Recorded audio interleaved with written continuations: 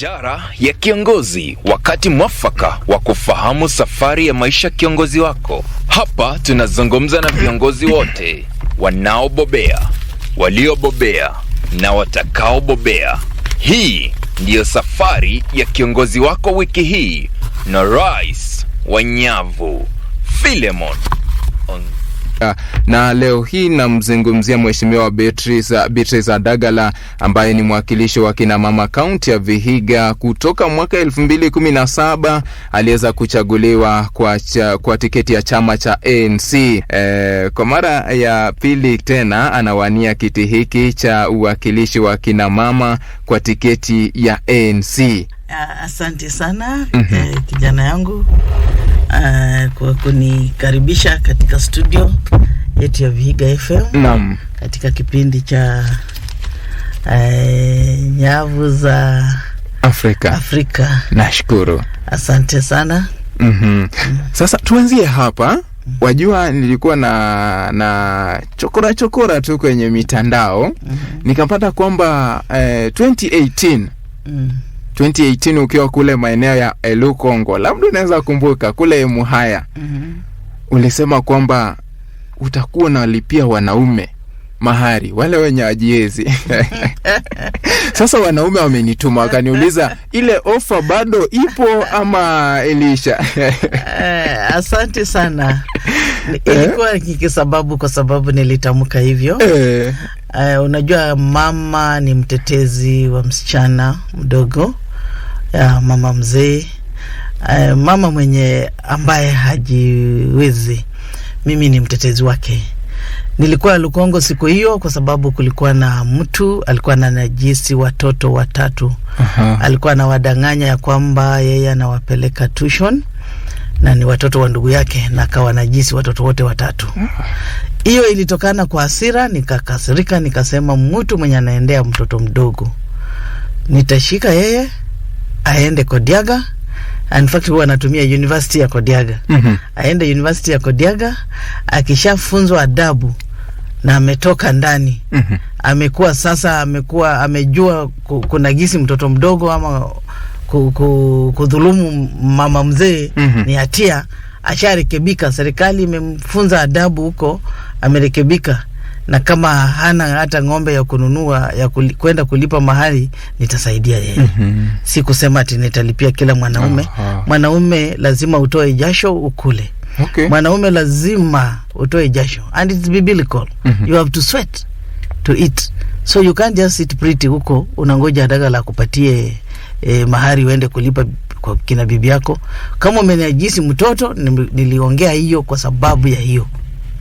Yes. Wanaume wamesikia huko. So unajua watu wengine wanachukua, they don't read. Unajua in literature you have to read the whole context and understand it.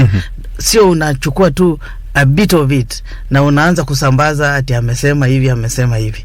Kama we ni mhalifu, umenajisi mtoto wangu, nitakushika nikupeleke Kodiaga. Ukishafungwa miaka 10 ama 15, ukitoka huko serikali imekurekebisha, umerudi kwa society na uonekane sasa, na tena hata niweke assistant chief na chiefs kwako kumonitor wewe.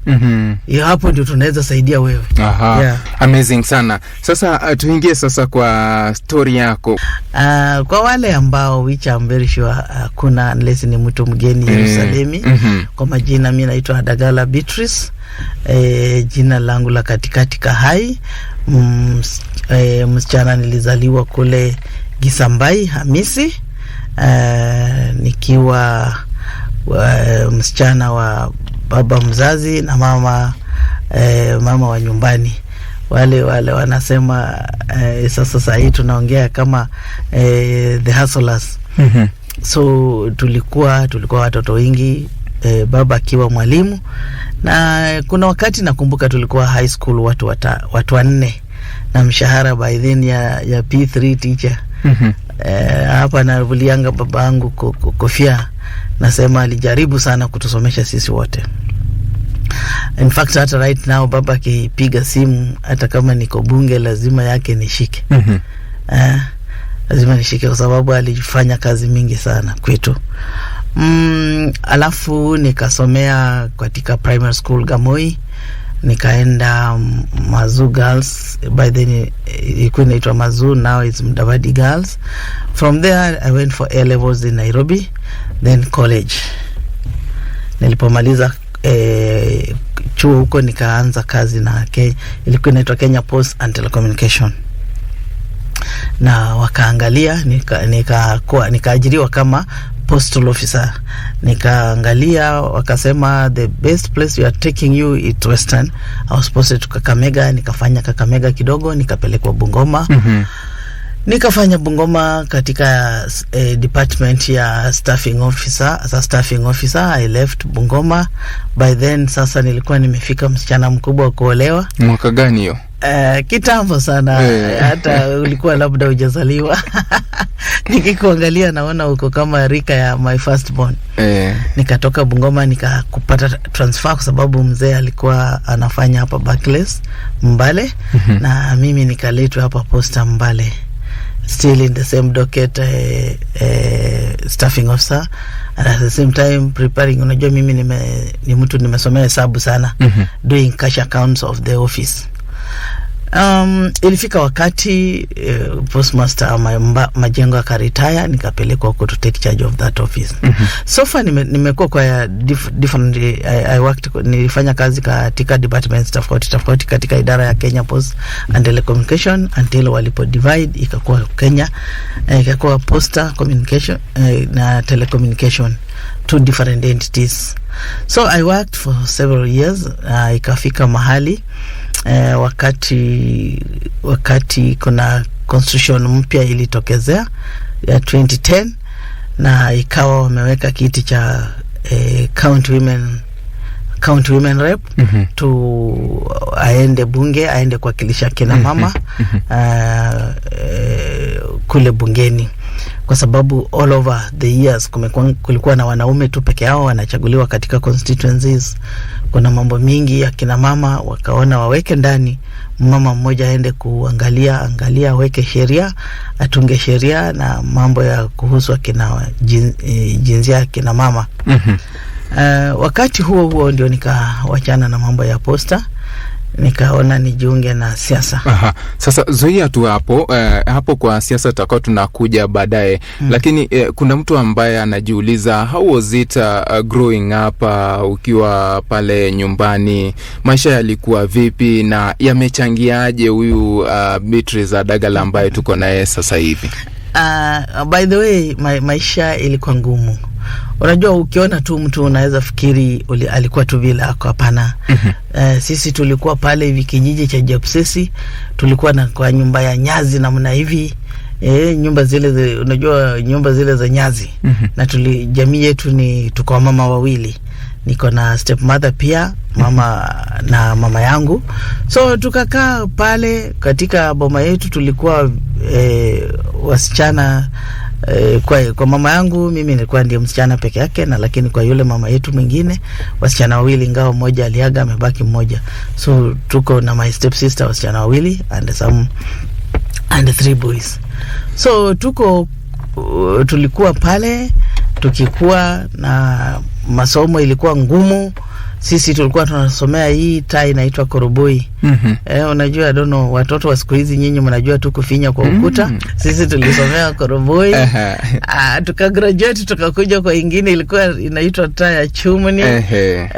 Ya chumoni hivi mnangangana, the boys wanataka wasome. Na lakini sasa na mimi naye niko pale msichana peke yangu, naona hawa wanataka kunidhulumu nini. Nangangana na wanyang'anya, mimi nawaambia mimi ndiye nitasomea. Then I thank God, wakati tulikuwa primary mwaka wetu, I was a top girl in Gamoi Primary School. Wow.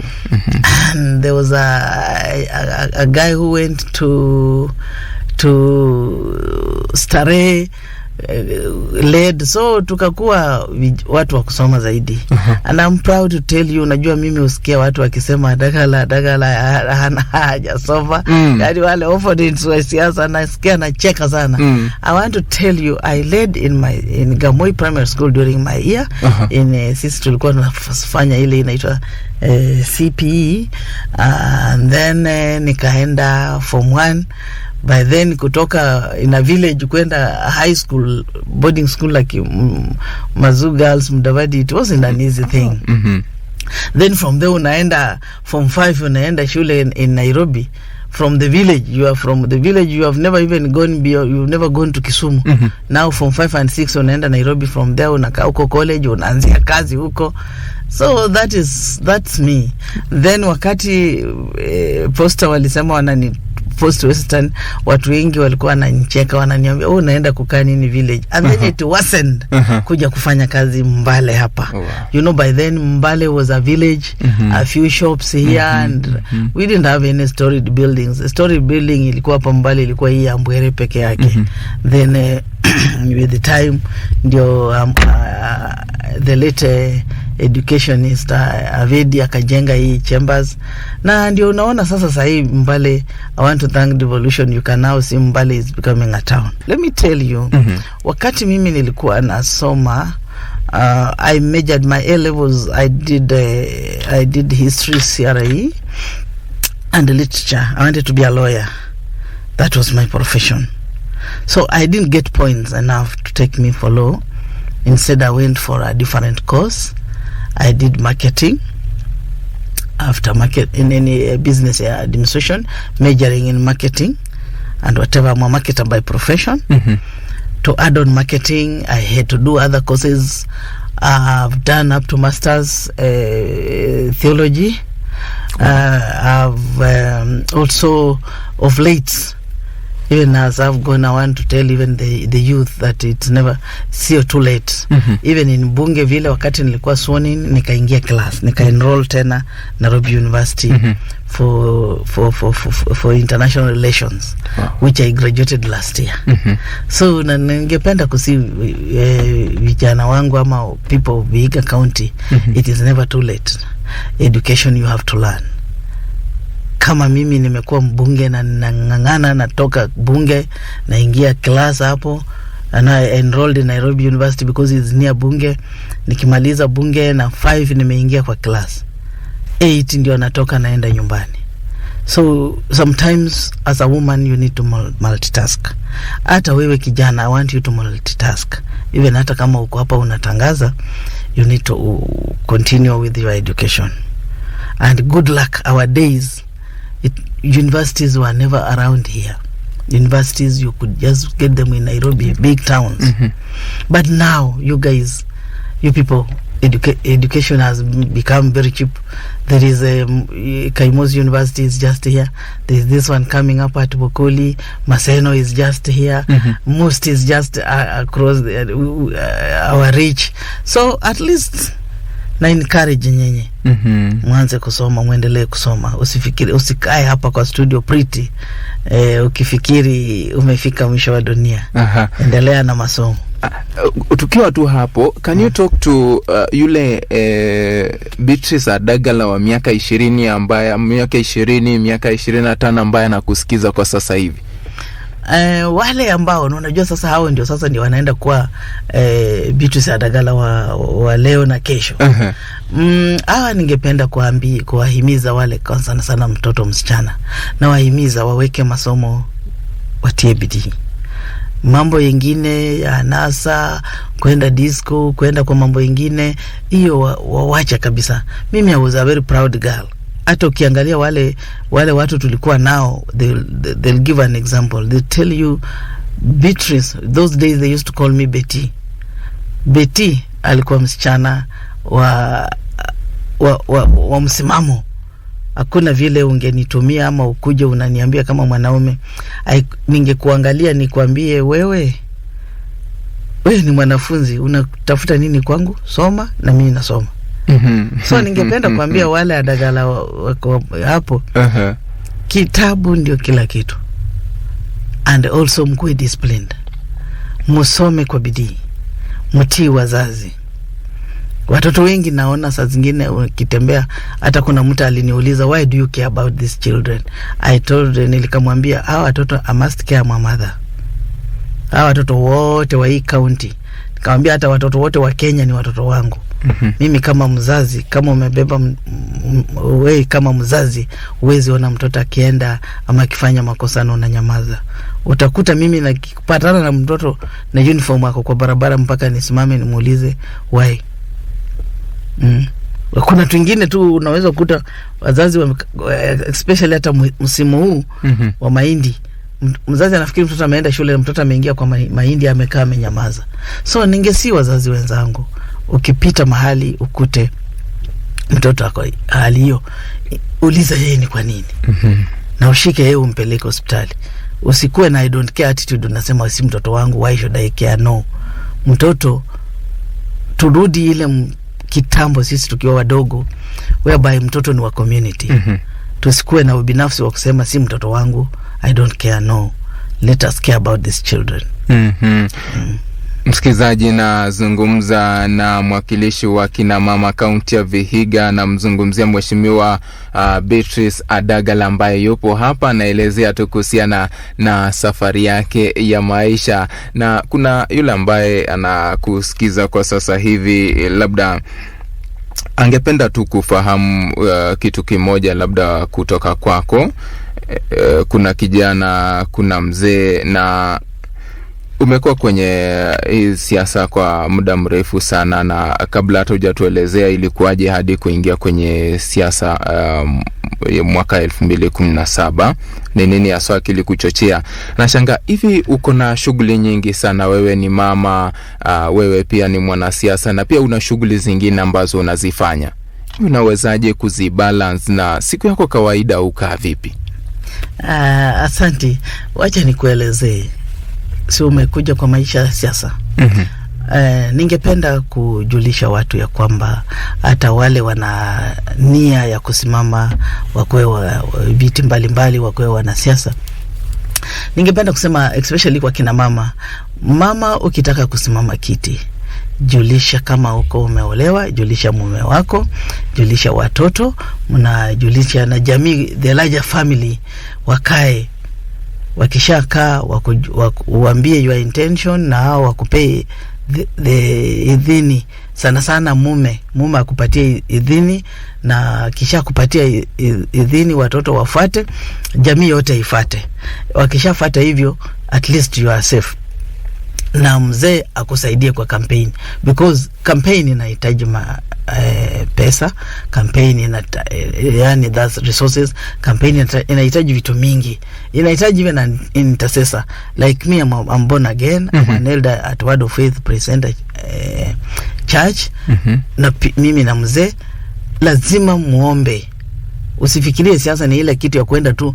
Most people, unajua wakati mimi I was growing up, watu walikuwa wanasema wanasiasa ni wale watu wa kutumia uganga ya kufanya nini, na mimi nikasema mimi nataka nikuwe mwanasiasa tofauti. Kazi yangu iwe an intercessor katika bunge. As we talk like this, mimi niko kwa bunge fellowship. Hata huwa unaona prayer, national prayer breakfast, unaonanga mimi niko hapo on front line. Even the other one, I was on the program to lead the prayers for the day. Hii national prayer day breakfast imeisha hii. Sasa ningependa kuambia kwamba ukiingia kwa siasa kama mama, respect yourself, respect jamii, respect mzee. Usifike sasa kama umechaguliwa wewe ni mbunge, unaona bwana yako sio mtu, ama unaona watoto wako sio mtu. Family first, God and the rest of the people who have elected you. So hii kazi sio kitu ya kuchezea, ni kitu nahitaji maombi all the time. Nakwambia traversing this county, ama traversing, you have to balance. Kama mama, family roles. Hata nikitoka bunge lazima nikuje kupika nyumbani, mzee wangu akule chakula na watoto. Ukikuja kwetu siku moja, nataka nikukaribishe, ukuje kwetu uone. Kuna watu wa Hebrew walikuja wakakuta niko jikoni na mimi niko pale, mzee ako pale. Okay. Yeah. So usifikirie ukiwa mwanasiasa kazi yako unakaa tu kupiga makelele. Lazima ufanye kazi ya nyumbani. Kuja kwangu saa hii, hata tukimaliza hapa twende, utakuta nitakuonyesha kuku zangu nimefuga, ng'ombe zangu, mboga, shamba yangu kuna kila aina ya mboga za kienyeji, even sukuma. I even did a pilot ya kupanda white cabbage na zikafanya vizuri. Sugarloaf, all of them drumheads. Ukikuja kwangu utapata bananas, utapata mihogo, utapata viazi. Viazi yetu ya local utakuta nimepanda. Hata ngwashi, hata waru ukikuja utapata zimespring. You will be surprised. Hakuna kitu sijapanda kwa shamba yangu. Mimi ni mkulima pia. So wacha nikwambie, usikae tu ati wewe ni mdosi ati nini. No. Come to my house utanikuta nimevaa gumboots, nimevaa kila kitu, niko busy kwa ng'ombe, hata nakamua. So lazima ukue hands on person. Because mimi nitaambiaje akina mama wapande mboga na mimi kwangu sina? Nitaambiaje akina mama unajua kazi ya mama ni kukimpawa kina mama. Tuone mama ako na kuku kwa boma, tuone mama ako na kang'ombe kama ziwa, tuone hata mbuzi na kondoo, hizo zote ziko kwa shamba yangu. Nione kina mama at least wako economically empowered. Unaona sahi ni kugumu sana. Ni kugumu. Maisha imekuwa ngumu. Kila kitu kimepanda, sukari, unga, kila kitu kimepanda. Hata chumvi. Imagine of all the things, chumvi siku hizi yenye tulikuwa tunanunulia tu 10 bob, sasa hii chumvi ni mambo ingine. So hii ni mambo, when you are a woman leader, you must lead by example. Not telling people do this when you yourself huwezi ukafanya. Na tena wacha ni si watu wakina mama, mtu yoyote mwenye anataka kiongozi, anataka kuwa mama wa kiongozi wa kina mama, amuonyeshe kwake na amuonyeshe ile kitu amejaribu kufanya, chenye anafanya kwa boma yake. Okay. You lead by example. Motivation.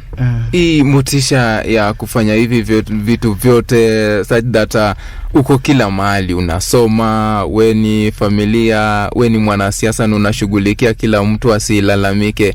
Unatoa wapi sasa? Wacha nikwambie. Sisi Mungu ametutengeneza kina mama tuko, you know, wanaume wanasema wamama ni weak vessels. But wacha nikwambie, women are very strong vessels. As we multitask.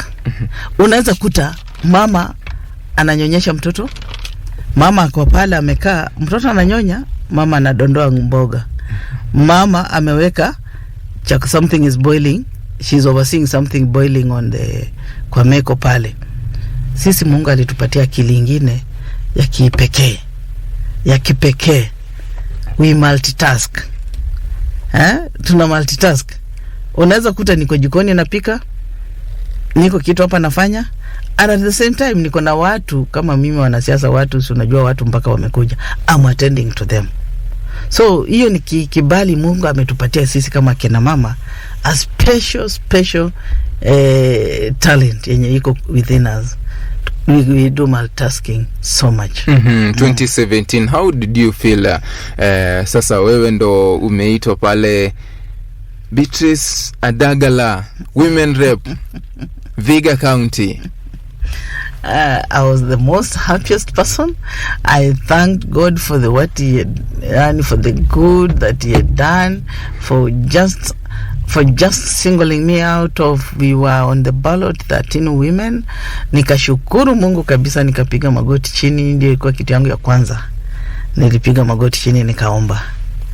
Nikaambia Mungu, thank you for what you've done to me. Sababu hata wimbo ikakuja tu. Nikashindwa, why do I keep quiet? And even media were laughing at me. Imba kidogo. Kwa sababu nilianza and he has done so much for me that I cannot tell it all. I cannot tell it all. I cannot tell it all. He's done so much for me that I cannot tell it all. He has done so much for me. Wow. Wewe. Unajua mimi ni mwimbaji.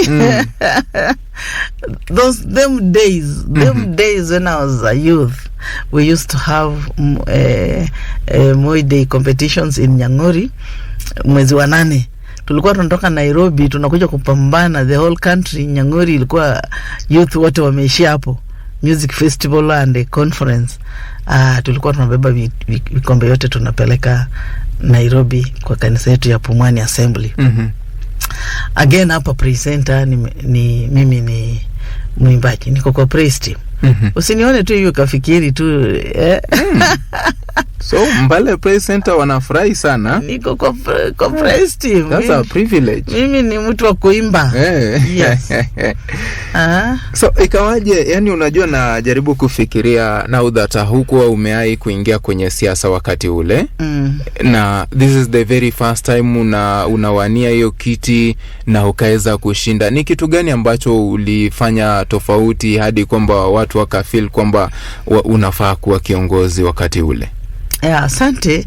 Unajua tulikuwa sworn in 2018 from 2018 was a good year. We were now, nilipata ofisi. There was my mtu wangu wa kwanza alinitangulia, tulipambana naye 2013 na yakapita, but mimi vile nimeokoka nikasema siwezi mambo ya kubishana kuenda kotini nini, nimpatie nafasi afanye kazi yake. Nikampatia nafasi na nikiendelea kutembea kwa watu wa Vihiga nikiwaomba wanisaidie, which they did. Wakati niliingia ofisi, I was handed over an office empty with a few seats the way we are seated here with a table and so forth, and a few utensils here and there, but I was never handed over any project.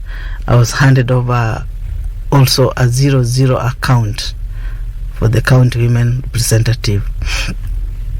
Everything had been used, so I don't know the projects that had been undertaken during that time. Mimi nilianza from zero. Wakati niliingia nikaanza kuambia groups kupitia na furahi sana vipaza sauti mingi walikuwa naniita naongea, hata nikienda kwa functions ama tunafanya public participation, tunaambia watu kuna fund ambayo inaitwa NGAF na National Affirmative Action Fund na inafanya hivi, so watu waka apply kwa groups na tukaanza funding groups. Kuna groups za vijana akina mama tumewapatia pesa table banking, kuna groups zingine tumezipatia chairs and tents, kuna groups zingine tumewapatia incubators, vijana tumewapatia car wash machines,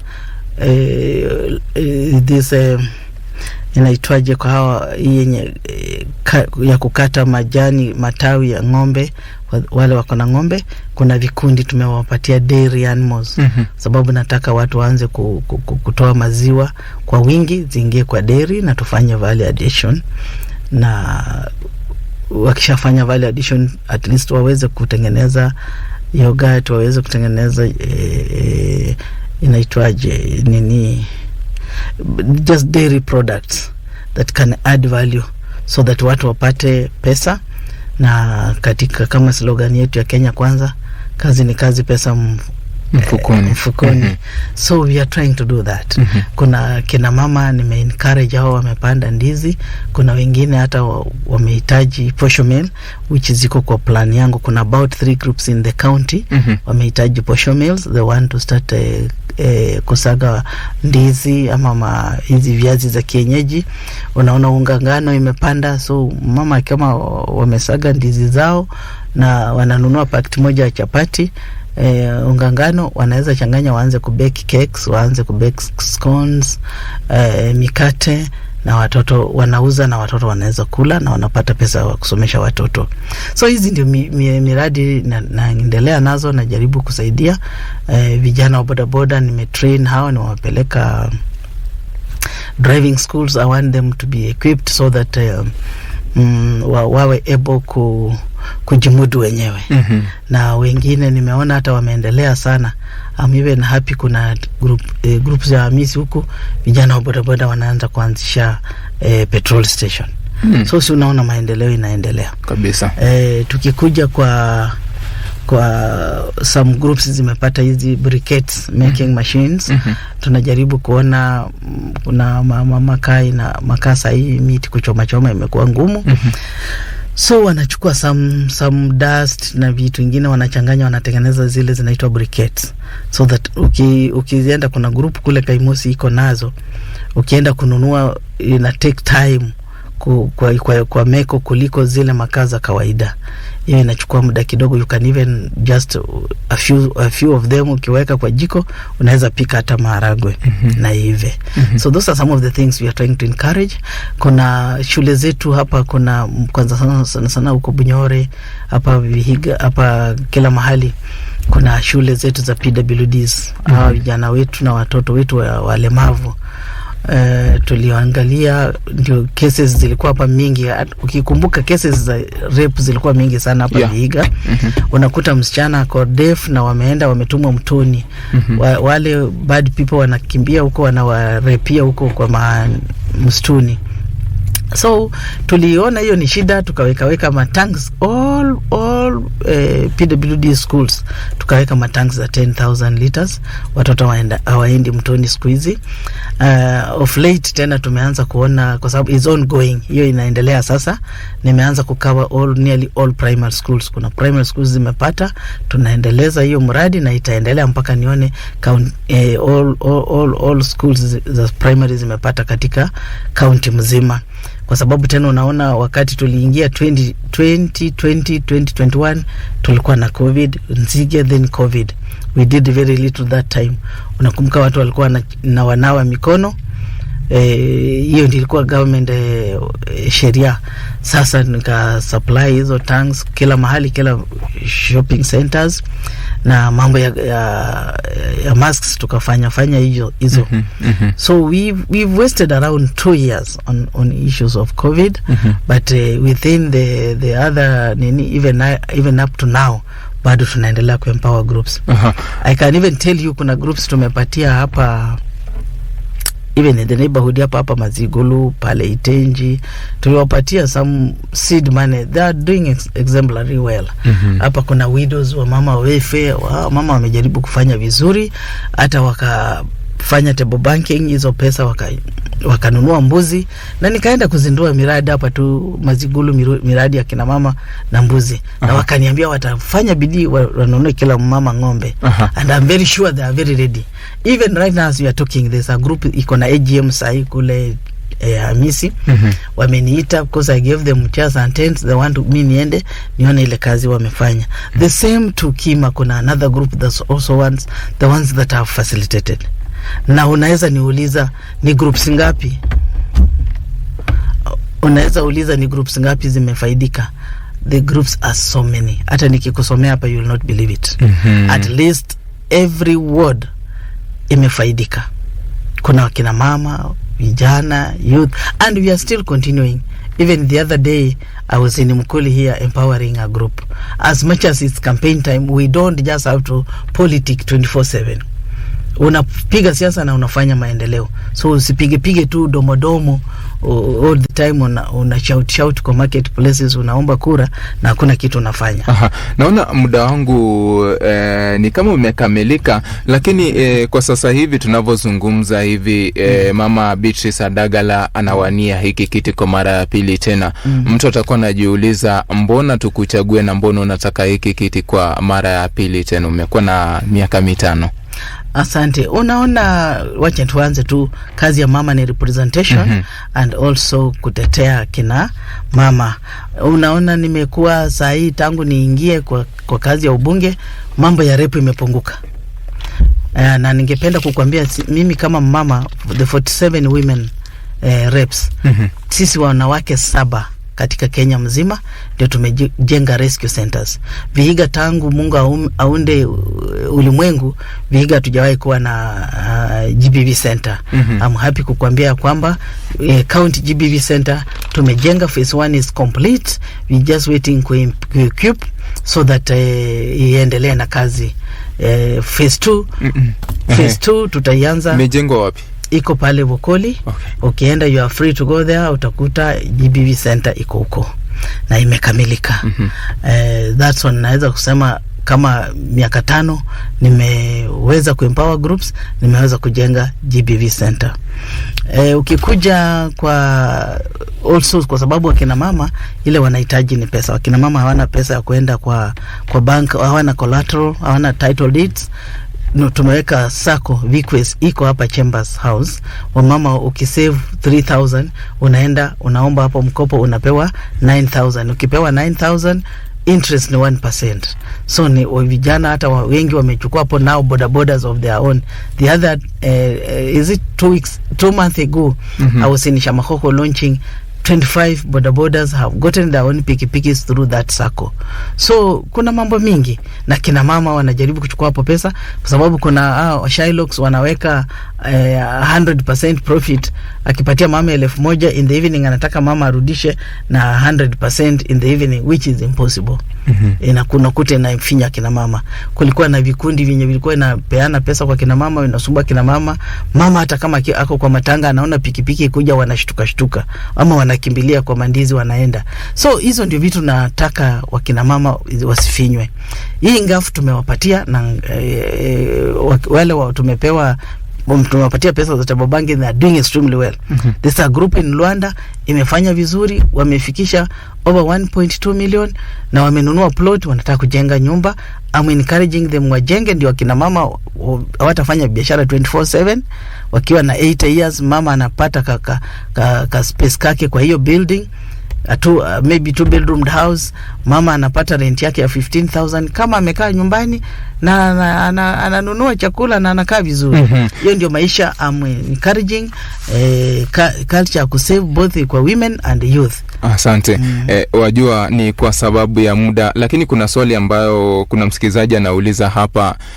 Manake tukiangalia kwa mtandao mara nyingi tunapata kwamba kuna wale ambao wanakuchokoza, kuna wale wanatupa cheche za matusi. Sasa kuna mtu anajiuliza, how do you handle hiyo pressure yote, kwamba kuna wale wanasema ufanyi kazi, kuna wale unafanya vipi hii pressure, unaihandle vipi? Kwa sekunde kadhaa tu. Opposition lazima ikue. Hata Yesu mwenyewe wakati ni mtoto wa Mungu, wakati alikuwa anafanya kazi, kulikuwa na wale walikuwa naona afanyi kazi, yeye anakaa tu. Hiyo ni normal. Na unajua when there is opposition, that is now they're giving you the morale to work. Unajua kama mtu mwenye afanyi chochote, nobody talks about that person. Unakuta they are talking about Adagala who has only 5 million for a constituency, and the area MP has 130 million. The governor has billions and they are never talked about. So ukiona watu wanaongea juu yako sana, ujue wanakupenda. Mimi siwezi sikia mbaya. Unajua hata kuna vijana wengi, I know several, wako kwa mtandao na swed accounts.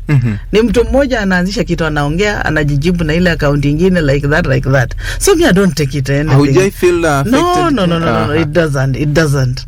That's an encouragement. In fact, some of them wanaweza sema kitu na wajui wamekufunza something. So those kind of things, don't look at what is on social media, you get offended. Don't. Hata wewe mwenye tunaongea na you must be having a swed account, maybe umenitusi nayo, but I cannot. I take it. Naomba nijitoe hapo, sina. I take it positive. Okay. Hata watoto wengine anaweza kuwa ameongea kwangu mbaya, akikutana na mimi nacheka naye na msalamia, mpaka anashangaa na huyu mama. Sitaki kusema kitu ambacho nilisema. Sasa 100. Hata ukisema nitakwambia kwa sababu nilisema. Sinakwambia ile ingine kwa sababu nilisema. Haya, sawa. Naona dakika zimeenda, lakini over 141 appearances kwa parliament. Hivi ni gani ambayo unakumbuka sana? Which is the most memorable one na ilikuwaje? I'm happy wewe umeingia kwa hazard, umeona I've participated. So far hata ukifanya analysis, you'll find I'm a first time MP and I've really appeared severally in Bunge representing my people. I remember ile tulikuwa nayo wakati walikuwa wanataka kuongeza tax kwa mafuta. The tax hiyo tulilete shida. Hata ukiangalia hiyo clip utakuta niko mbele tunaongea hapa, tumekataa kabisa. Na by then sisi tulikuwa wakati wa NASA na kulikuwa na we were fighting against, and whoever was doing that was Duale, and you can even see now Duale tuko na yeye kwa Kenya kwanza. Saa hii sasa tunaongea lugha moja. By that time we really protested but wakatushinda hapo. Another time again wakati wa 2/3 gender rule. tulikuwa tumepambana, tunataka at least mambo ya kina mama ipitishwe. Hata you remember walikuwa koti ili ruled that parliament is unconstitutional. His Excellency Uhuru Kenyatta avunje. We tried other things on the constitution that we implemented, but the 2/3 gender women thing, it has never been implemented. So even if you can remember, I can remember that day tulifunga vitambaa kwa vichwa kabisa za white tukiprotest bunge. You can remember that. Another time, about 3 times that I can think about, ni wakati mswada ya kupatia hawa village elders token. Nilisimama kwa uwima na nikapambana, nikasema hapana, hawa elders walipwe pesa.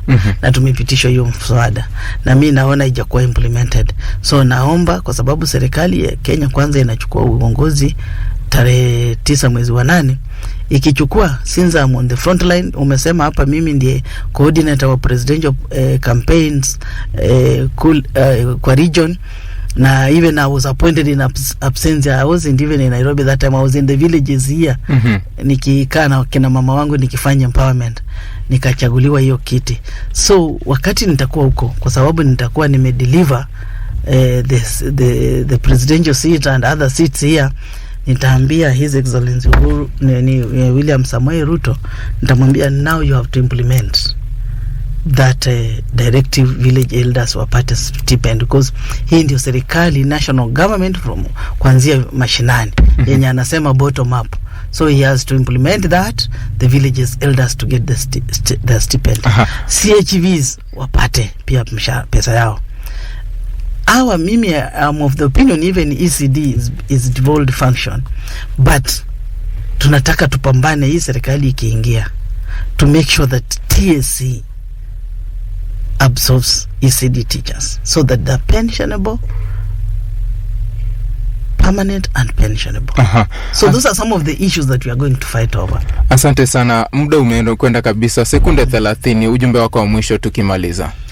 Asante kwa kunikaribisha hapa. Ujumbe wangu wa mwisho, ningependa kuambia msikilizaji kutoka Vihiga County, asante kwa kunichagua wakati huku. Nimefanya kazi miaka 5 kama mbunge wa county, na bado naendelea kuwaomba ya kwamba tafadhali, ile imani mlikuwa nayo mkanipa nafasi ya kwanza, na waomba muweze kuniongeza nafasi ya pili. Hata sisi akina mama, ukizaa mtoto unanyonyesha matiti moja, tena unaongeza hii matiti nyingine ananyonya tena. Sasa ndio mtoto atakuwa ameshiba, na utaona faida, kwa sababu nimejaribu miradi mingi nimefanya na bado zinaendelea, na mkiniongeza hii miaka 5 tena mtaona vile nitafanya kazi, na sita let down. Niko ready kuwafanyia kazi kwa miaka ingine 5. Mungu akipende, ikifika tarehe 9 mnipigie kura, mtakuwa mnaangalia ballot paper number 1. Hata IBC wamesema tu Mama Adagala number 1. Niko kwa ballot paper number